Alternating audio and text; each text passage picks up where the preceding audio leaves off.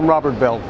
We're here at CommunicAsia 2013 speaking with thought leaders about key trends in the Asia-Pacific region. Here's what one of them had to say about the developments shaping our industry today and in the future.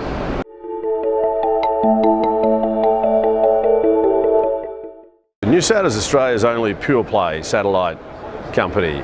We broadcast through 2 teleports in Perth and Adelaide on 7 acres of land, and we provide satellite solutions for customers comprising about 80% of the globe.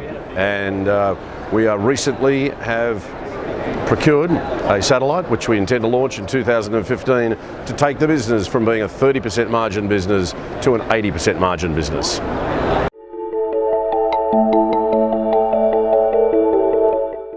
Yes, it's interesting. We've specialised in the areas of oil, gas, mining and government solutions.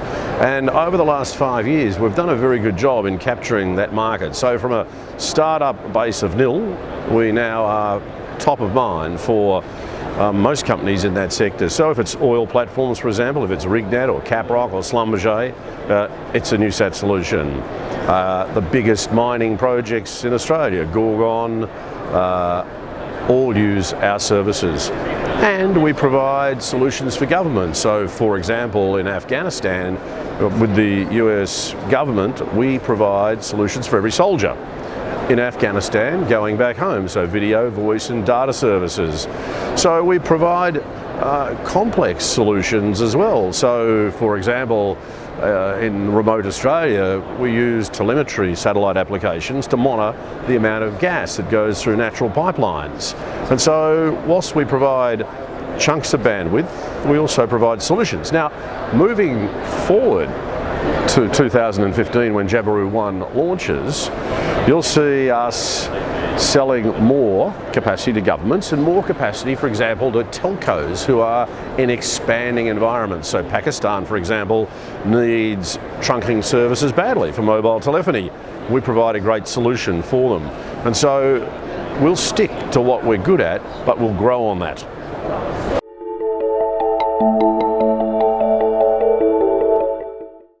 That's interesting. By virtue of being in Australia, we have carved a niche for ourselves over a number of years in terms of working with different diverse nations. Australia just doesn't cut the mustard in terms of having enough people and having enough business for it. So most businesses such as NewSat have always had to expand their horizons. And so we have been dealing, for example, in the Middle East for the last 25 years. And I can remember being in Dubai, I can remember being in Kuwait when they were almost villages. Similarly, we've been in Singapore and Hong Kong for the last 20 years, China 15 years ago. India is a rich cultural nation with a lot of opportunity. Back in 1985, I had an office in Delhi. And as a result of cultural experience, you learn to cope and you learn to be able to understand what those countries require. And by understanding the cultures, you're certainly able to provide them with solutions. So satellite solutions for all of those parts of the world are different and varied, but by understanding the culture and by having been there for a long time, you can do a better job.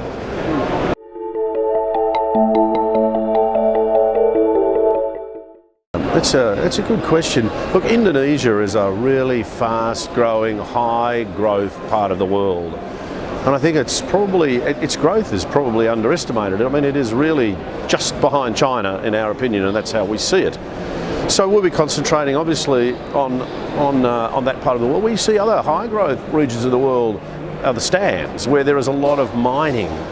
And there are a lot of applications very similar to the way Australia was developed. And so we think that we can bring a lot of expertise to the stands.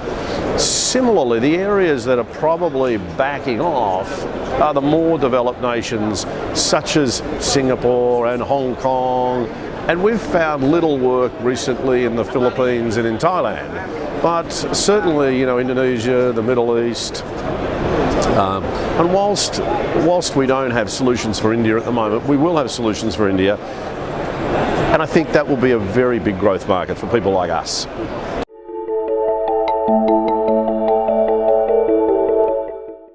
We're obviously very Ka-band centric because they're the orbital slots that we own, and so like most opportunities in life, you need to make the best with what you have. We've chosen this Ka-band route because it's a less cluttered route, because we've got more available capacity, and frankly our customers perceive, as we do, that Ka-band is really just another iteration of what C-band was and then Ku-band was, and our Jabiru 1 satellite has been constructed to behave very much like a traditional Ku-band satellite.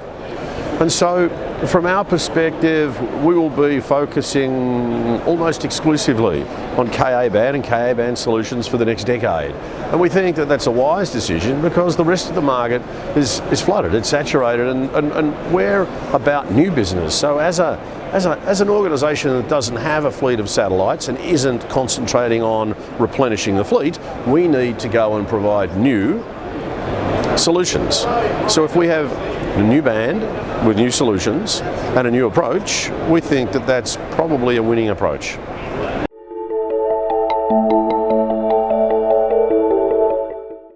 I think I know what NewSat's going to be talking about.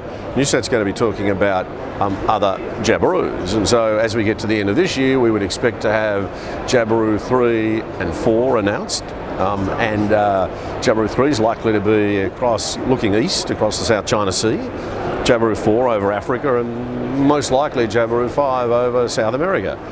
So from our perspective, we're very focused on launching Ka-band satellites, and I think that our feeling in the market is that there is a huge and growing thirst for the capacity that we have. The US government, for example, can't get enough capacity, and I think that you'll see people like us from Australia, from the reputation we built in the early days with our teleports, providing serious bandwidth to serious organisations. And I don't think much will change, except I think the thirst for capacity and bandwidth is going to increase dramatically. And I think will create a lot of opportunities in this market. You only have to look at the recent satellite information that's come to the floor. You know, the satellite industry has grown at, I think, 7% over the last year, when the US growth has been 2.2 and